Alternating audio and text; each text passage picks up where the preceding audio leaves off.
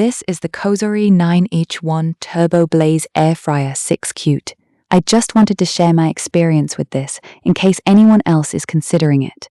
I've been using it a lot in regular daily cooking, and after spending real time with it, I think I have a pretty clear sense of what it does well and where it gets a little annoying. The first thing I noticed was the size. It sits on the counter without taking over the whole space, but the basket itself is still large enough to be useful. That part matters to me more than the outside measurements. A lot of air fryers look decent until you actually try to fit real food into them. With this one, I can fit a whole chicken, a good batch of fries, several pieces of salmon, or enough vegetables for a family dinner without having to stack everything too tightly. I usually think of it as a good size for around 3 to 5 people, depending on what I'm making. I also like the basket shape. It's wide and rectangular, instead of feeling deep and cramped. In real use, that makes a difference. Food can sit in a flatter layer, so the air moves around it better. I've used round basket models before, and I always felt like I was either overcrowding them or cooking in smaller batches than I wanted. This one gives me a little more room to spread things out. Setup was easy. I didn't have to figure out anything complicated. I took it out, washed the basket and crisper plate, ran it empty once, and that was pretty much it. I did notice a chemical smell on the first run, which honestly worried me for a second, but after running it empty at high heat for a few minutes, that smell went away and never came back.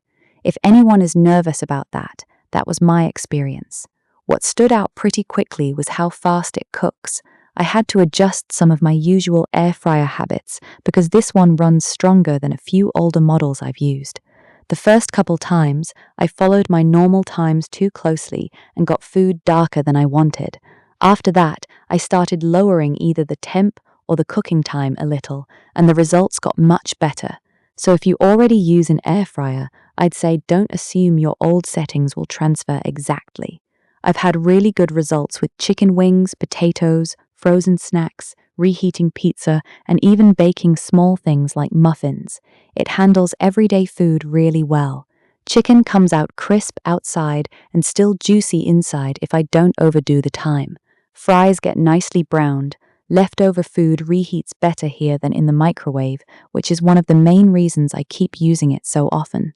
One thing I noticed over time is that it runs pretty quietly. Not silent, of course, but quieter than other air fryers I've owned. The sound is less harsh and less distracting. That may not matter to everyone, but in a kitchen where there's already enough noise, I appreciate it. The controls are simple enough to learn without needing to keep checking the manual. The touchscreen is on the top, easy to reach, and it responds well. I didn't have a hard time figuring it out. That said, the glossy surface picks up fingerprints fast. It's not a huge problem, but it always looks a little smudged unless I wipe it down. That's one of those small things that doesn't affect cooking, but I noticed it right away. Cleaning has been pretty easy for me.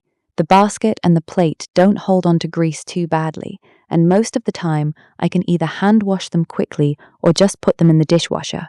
That part has made me more likely to use it often, because if cleanup is annoying, I know I'll stop reaching for it. I do have a few complaints.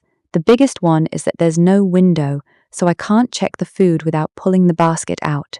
That means I end up opening it just to see how things are browning, especially with foods that can go from done to too dark pretty quickly. I also don't love the way preheating works. It feels separate from the main cooking process instead of being built in naturally, so if I preheat, I still have to set the actual cook cycle after that. It's not hard, just kind of clunky. I also noticed the crisper plate has a fairly large hole in the middle, and smaller pieces of food can fall through if I'm not careful. That happened to me with chopped vegetables and little bits of garlic. It's not a constant issue, but it's worth knowing. And since this is a single basket model, I can't cook 2 different foods at 2 different temperatures at the same time. If that's something you do a lot, that could be a reason to look at a dual basket model instead. Compared with older air fryers I've used, this one cooks more evenly and feels less noisy. It also seems to move air better, especially on foods where I want crisp edges without drying everything out. I still flip or shake food halfway through because I think that gives better results no matter what machine I'm using, but I don't feel like I have to baby it as much. I think this makes the most sense for someone who wants one main air fryer for regular home cooking and actually plans to use it several times a week. It's good for people cooking for themselves, a couple, or a small family. If you mainly cook large separate items at once, or if you want to monitor food through a window, this may not be the right fit. If you want something simple, roomy enough for everyday meals, and easy to clean, I think it works well. After using it for a while, I can say I do like it, but not in a forced way. I like it because it fits into normal cooking without much effort.